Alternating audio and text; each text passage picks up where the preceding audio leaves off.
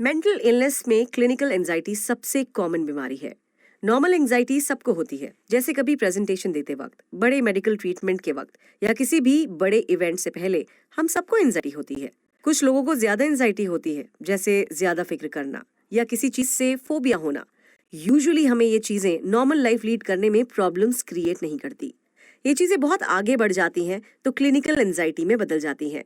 जो लोग clinical anxiety का सामना करते हैं, कुछ चीजों को लेकर उनका रिएक्शन बहुत एक्सट्रीम होता है। जैसे कि अगर उन्हें पब्लिक स्पीकिंग से फोबिया है और किसी सिचुएशन में उन्हें पब्लिक को एड्रेस करना पड़ गया तो उनकी बॉडी बहुत एक्सट्रीमली रिएक्ट करेगी।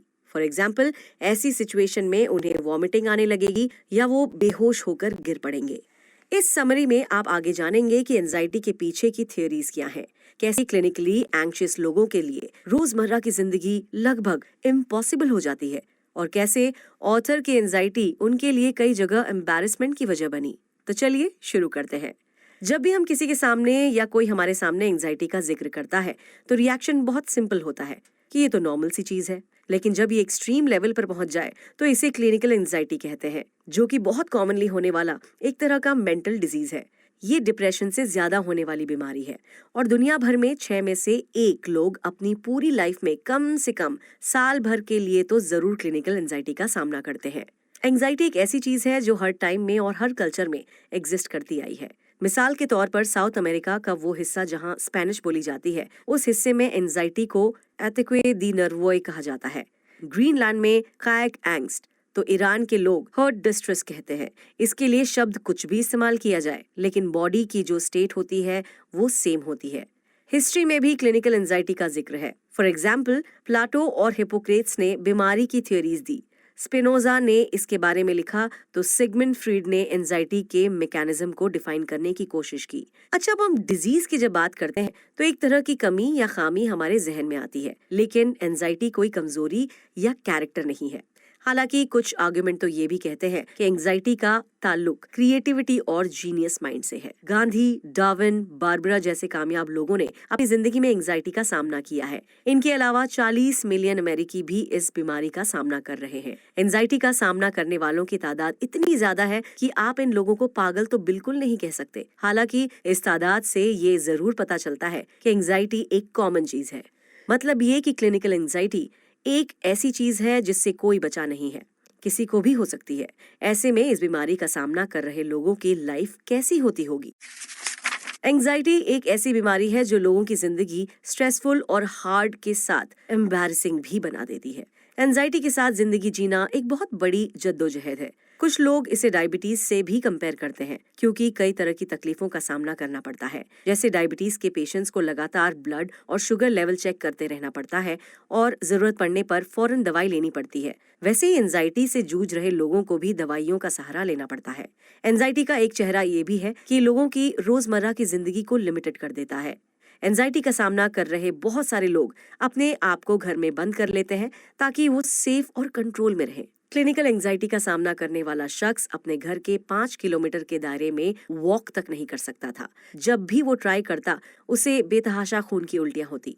अब आपको ये समझ आ गया होगा कि इसे क्लिनिकल एंजाइटी क्यों कहते हैं, क्योंकि इससे मेडिकल सिम्टम जुड़ जाते हैं, जैसे कि चक्कर आना, उल्टियां होना वगैरह। ऐसी हालत में बहुत बेसिक सी चीज कर पाना भी नामुमकिन सा हो जाता है, जैसे कि ऑथर बिना दवाइयां खाए या बिना ड्रिंक किए ना ही पब्लिक के बीच कुछ बोल पाते हैं और ना ही फ्लाइट में बैठ पाते हैं।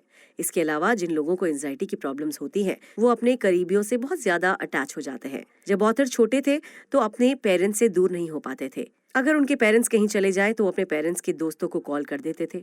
उन्हें लगने लगता था कि पेरेंट्स को कुछ हो गया है या फिर शायद वो मर गए हैं। एक और प्रॉब्लम का सामना ऐसे लोगों को करना पड़ता है कि अक्सर उनका बिहेवियर अनप्रेडिक्टेबल और एम्बैरेसिंग हो जाता है। जैसे कि ऑथर जब फॉरेन ट्रैवल कर रहे थे तो वो सभी सैनिटरी फैसिलिटीज में चले गए थे, लेकिन ऐसी किसी जगह नहीं गए जहां उन्हें जाना चाहिए था, क्योंकि वो अपने कंट्रोल में थे ही नहीं। नेक्स्ट वो क्या करने वाले हैं, इसका उन्हें खुद कुछ नहीं पता था। एक बार ऑथर एक कैनेडी फैमिली के घर गए, लेकिन वहां पर इतने स्ट्रेस हुए कि टॉयलेट में जाकर उन्होंने कुछ ऐसे कर दिया जिससे टॉयलेट ब्लॉक हो गया और बाथरूम में पूरा पानी भर गया। आपकी एंजाइटी की जड़ आपके बचपन से जुड़ी हो सकती है। एंजाइटी के पीछे की वजह क्या है, इसको लेकर कई अलग अलग तरह की थियरीज है। मिसाल के तौर पर साइको एनालिस्ट कहते हैं कि एंजाइटी के पीछे की मेन वजह बचपन में आए वो ख्याल है जो समाज में सही नहीं समझे जाते, जिन्हें हमारी सोसाइटी इमोरल समझती है और इन पर बंदिश होती है। लेकर फ्रूड्स ओइडिपस एक बहुत अजीब सी थ्योरी देते हैं। उनका कहना है कि लड़के अपनी माँ की तरफ सेक्सुअली अट्रैक्टेड होते हैं जबकि वो अपने फादर को नहीं पसंद करते। वहीं लड़कियां ऐसा अपने फादर के लिए फील करती हैं जबकि अपनी माँ को नापसंद करती हैं। बच्चे अपने ऐसे ख्यालों पर अमल नहीं कर पाते क्योंकि उन्हें पता होता है कि अगर वो ऐसा कुछ करेंगे तो उन्हें इसकी सजा मिल सकती है। नतीजन उनका ये थॉट उनके जहन में लगातार बना रहता है और किसी ऐसी चीज या किसी ऐसी सिचुएशन में निकलता है जो उनके एंजाइटी की वजह बन सकती है। फ्रूड कहते हैं कि उनके ट्रेन फोबिया की शुरुआत उस वक्त हुई थी जब उन्होंने बचपन में ट्रेन पर अपनी माँ को विदाउट क्लोथ्स देखा था और वो उनकी तरफ अट्रैक्ट हुए थे। हालांकि ओडिपस की ये थ्योरी अब आउटडेटेड समझी जाने लगी है। दूसरी थ्योरी खासतौर पर मदर और चाइल्ड केयर रिलेशनशिप को समझने और एनालाइज करने की कोशिश करती है। ऐसा माना जाता है कि जो बच्चे अपनी माँ से बहुत लंबे वक्त तक दूर रहते हैं वो एंजाइटी का शिकार हो जाते हैं और छोटी छोटी चीजों में एंग्शियस होने लगते हैं। रीसस मंकीज पर हुई एक स्टडी से पता चलता है कि जो लंबे वक्त तक अपनी माँ से दूर थे उन्हें अडल्टहुड में सोशल अबनॉर्मलिटी, अग्रेशन के साथ ही एक लंबे टाइम के लिए एंजाइटी का भी सामना करना पड़ा। किसी स्ट्रेसफुल सिचुएशन में कोई कितना एंग्शियस होगा, इसमें एक बड़ा रोल बचपन में उसके साथ उसकी माँ के बर्ताव का है। इसका मतलब ये है कि माएं अपने बच्चों से एक खास तरीके से पेश आते हैं, उनके डर को दूर कर हिम्मत भरता है। और जो बच्चे अपनी माँ से दूर रहते हैं उनमें इस हिम्मत की कमी आ जाती है। एक एक्सपेरिमेंट से पता चलता है कि जिन बच्चों की माएं लविंग, केयरिंग और अपने बच्चों को अटेंशन देने वाली होती हैं, वो बच्चे किसी भी नई सिचुएशन को लेकर कम एंग्शियस होते हैं, जबकि वो बच्चे जिनकी माएं खुद एंजाइटी का शिकार होती हैं, वो बच्चे भी ज्यादातर सिचुएशन में एंजाइटी का सामना करते हैं। तो सवाल ये उठता है कि NDSKSJT के पीछे की वजह क्या रही होगी। तो इसका जवाब ये हो सकता है कि फ्रीड ओडिपस के भाई की मौत के बाद उनकी माँ डिप्रेस्ड हो गई और अपने बड़े बेटे का ख्याल रखना उन्होंने बंद कर दिया। इस किताब के राइटर की माँ को भी फोबिया और एंजाइटी थी। हो सकता है उसी वजह से ऑथर भी एंजाइटी के शिकार हुए हों।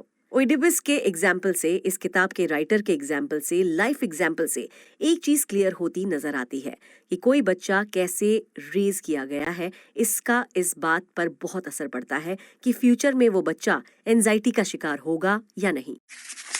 एंजाइटी एक एवोल्यूशनरी अडेप्टेशन है और ज्यादातर मामलों में ये एंजाइटी जेनेटिक होता है। हमारे सर्वाइवल के लिए हमारे अंदर होने वाले चेंजेस को एवोल्यूशनरी अडेप्टेशन कहते हैं और एंजाइटी भी एक एवोल्यूशनरी अडेप्टेशन है। हालांकि एंजाइटी के साथ रोजमर्रा की जिंदगी जीना काफी मुश्किल है, लेकिन जरूरी नहीं है कि हर बार एंजाइटी नुकसानदायक और खराब ही हो। सर्वाइवल ऑफ फिटेस्ट की थ्योरी कहती है कि अपने इर्द गिर्द मौजूद खतरनाक चीज को लेकर हमारा सिक्स्थ सेंस अलार्म बजा देता है, जो एंजाइटी के रूप में बाहर आता है। मिसाल के तौर पर अगर कोई शख्स सांप से या ऊंचे पहाड़ों से डरता है तो उसके जीने के चांसेस इन चीजों से ना डरने वालों के कंपैरिजन में ज्यादा हैं। मतलब हमारे अंदर किसी ऐसी चीज को लेकर ही फोबिया पैदा होता है जो हमारे लिए खतरनाक हो सकता है या कभी खतरनाक रहा हो। फॉर एग्जाम्पल, जब इंसान ऐसी बस्तियों में रहते थे जहां पर सांप के काटने से लोगों की मौत हो जाती थी, तो सांप को लेकर एक डर पैदा होने लगा और आज वो डर हमारे अंदर एंजाइटी के रूप में बचा हुआ है। अब बात करते हैं क्लिनिकल एंजाइटी की। जिन लोगों को क्लिनिकल एंजाइटी होती है उन्हें ऐसी चीजों से डर लगता है जो न कभी डेंजरस रहे हैं और ना उनके अंदर खतरनाक होने की पॉसिबिलिटी होती है। फॉर एग्जाम्पल, जिस चीज को लेकर ऑथर का डर यूजलेस है। ये भी पाया गया है कि कुछ इस तरह के जीन्स में क्लिनिकल एंजाइटी के चांसेस ज्यादा होते हैं। एंजाइटी का एक्सट्रीम लेवल बर्थ के कुछ हफ्तों बाद ही पता लगाया जा सकता है, जिससे ये चीज क्लियर हो जाती है कि एक्सट्रीम लेवल ऑफ एंजाइटी के पीछे जेनेटिक रीजन है। स्टडी से पता चलता है कि 15 से 20% बच्चे बर्थ के कुछ वक्त बाद ही बहुत ज्यादा एंग्शियस हो जाते हैं, जो कि सारे बच्चों में नहीं होता, और यही 15 से 20% बच्चे अपने अडल्टहुड में पहुंचकर क्लिनिकल एंजाइटी या एक्सट्रीम एंजाइटी का शिकार हो जाते हैं। इस चीज को ऑथर खुद भी एक्सपीरियंस करते हैं। उनकी बेटी को वही फोबिया है जो उनमें है, जबकि उन्होंने अपनी बेटी की परवरिश बहुत ही लविंग और केयरिंग माहौल में की है।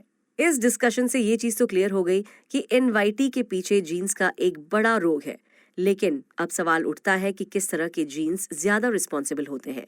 तो इनके जवाब में साइंटिस्ट कुछ नाम बताते हैं। सैथमन जीन हमारे अंदर डर के लिए रिस्पॉन्सिबल होता है, लेकिन जब इसे माइस से अलग कर दिया जाए तो वो डर का एहसास भी खत्म हो जाता है। वहीं RGS2 नाम की जीन और एक्सट्रीम एंजाइटी के बीच रिलेशन होता है। मतलब थोड़ी बहुत एंजाइटी फील करना, किसी खास सिचुएशन को लेकर डर जाना नॉर्मल है, जो हमारे अंदर सर्वाइवल ऑफ फिटेस्ट के तहत डेवलप होती है। लेकिन एक्सट्रीम एंजाइटी जिसमें मेडिकल कंडीशन जुड़ जाती है, तो उनके पीछे बहुत बड़ा रोल जीन्स का है। एंजाइटी ठीक करने में थेरेपी भी काफी असरदार साबित हुई है। अभी तक हमने बात की कि कैसे कुछ खास तरीके की मेडिसिन हमारे ब्रेन के कुछ खास हिस्सों पर असर डालकर हमारी एंजाइटी ठीक करने में काफी असरदार साबित हुई है।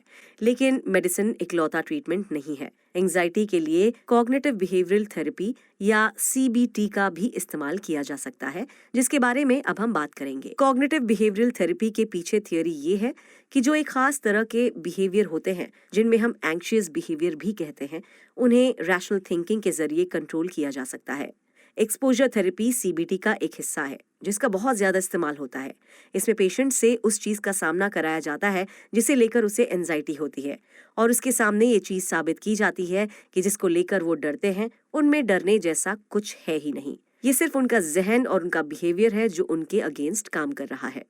ऑथर को वॉमिटिंग से डर लगता है। उन्होंने इसका इलाज भी एक्सपोजर थेरेपी में ढूंढने की कोशिश की और उल्टी करने की दवाइयां ली ताकि वो अपने डर का सामना कर सके। लेकिन चीजें एकदम उलट हो गई और दवाइयां लेने की वजह से ऑथर का गला ही चोक हो गया। कॉग्निटिव बिहेवियरल थेरेपी करने वाले थेरेपिस्ट एंजाइटी की जड़ तक जाने की कोशिश करते हैं, लेकिन उनका मानना है कि इसकी असल वजह पेशेंट्स के दिमाग में ही होती है। ऑथर की एंजाइटी दूर करने के लिए उनकी थेरेपिस्ट ने इमेजिनल एक्सपोजर का इस्तेमाल किया। इसमें उन्होंने ऑथर से ऐसी सभी चीजों को लिस्ट आउट करने के लिए कहा जिनसे उन्हें डर लगता है, और फिर एक एक करके उन चीजों को इमेजिन करके अपना एक्सपीरियंस शेयर करने को कहा। इस पूरे प्रोसेस में एक बार तो ऑथर रोने लगे और उन्हें पता ही नहीं था कि आखिर वो रो क्यों रहे हैं। ऑथर की रोने की वजह से उनकी थेरेपिस्ट को लगता है कि वो एंजाइटी के लिए ट्रीटमेंट के सही रास्ते पर है। आज भी ऑथर दवाइयों और बिहेवियरल थेरेपी की मदद से अपनी एंजाइटी का इलाज ढूंढ रहे हैं। एंजाइटी का कोई सॉलिड इलाज नहीं है, लेकिन ऐसे बहुत सारे तरीके हैं जिनकी मदद से एंजाइटी कम की जा सकती है, और इस किताब को लिखने के पीछे भी ऑथर का यही मकसद था कि उन्हें इसके जरिए कोई ऐसा रास्ता जरूर मिलेगा जिससे उनकी एंजाइटी कम हो सके। एंजाइटी ठीक करने में थेरेपी भी काफी असरदार साबित हुई है। अभी तक हमने बात की कि कैसे कुछ खास तरीके की मेडिसिन हमारे ब्रेन के कुछ खास हिस्सों पर असर डालकर हमारी एंजाइटी ठीक करने में काफी असरदार साबित हुई है। लेकिन मेडिसिन इकलौता ट्रीटमेंट नहीं है। एंजाइटी के लिए कॉग्निटिव बिहेवियरल थेरेपी या CBT का भी इस्तेमाल किया जा सकता है, जिसके बारे में अब हम बात करेंगे। कॉग्निटिव बिहेवियरल थेरेपी के पीछे थियोरी ये है कि जो एक खास तरह के बिहेवियर होते हैं, जिनमें हम एंग्शियस बिहेवियर भी कहते हैं, उन्हें रैशनल थिंकिंग के जरिए कंट्रोल किया जा सकता है। एक्सपोजर थेरेपी CBT का एक हिस्सा है, जिसका बहुत ज्यादा इस्तेमाल होता है। इसमें पेशेंट से उस चीज का सामना कराया जाता है जिसे लेकर उसे एंजाइटी होती है, और उसके सामने ये चीज साबित की जाती है कि जिसको लेकर वो डरते हैं, उनमें डरने जैसा कुछ है ही नहीं। ये सिर्फ उनका जहन और उनका बिहेवियर है जो उनके अगेंस्ट काम कर रहा है। ऑथर को वॉमिटिंग से डर लगता है। उन्होंने इसका इलाज भी एक्सपोजर थेरेपी में ढूंढने की कोशिश की और उल्टी करने की दवाइयां ली ताकि वो अपने डर का सामना कर सके। लेकिन चीजें एकदम उलट हो गई और दवाइयां लेने की वजह से ऑथर का गला ही चोक हो गया। कॉग्निटिव बिहेवियरल थेरेपी करने वाले थेरेपिस्ट एंजाइटी की जड़ तक जाने की कोशिश करते हैं, लेकिन उनका मानना है कि इसकी असल वजह पेशेंट्स के दिमाग में ही होती है।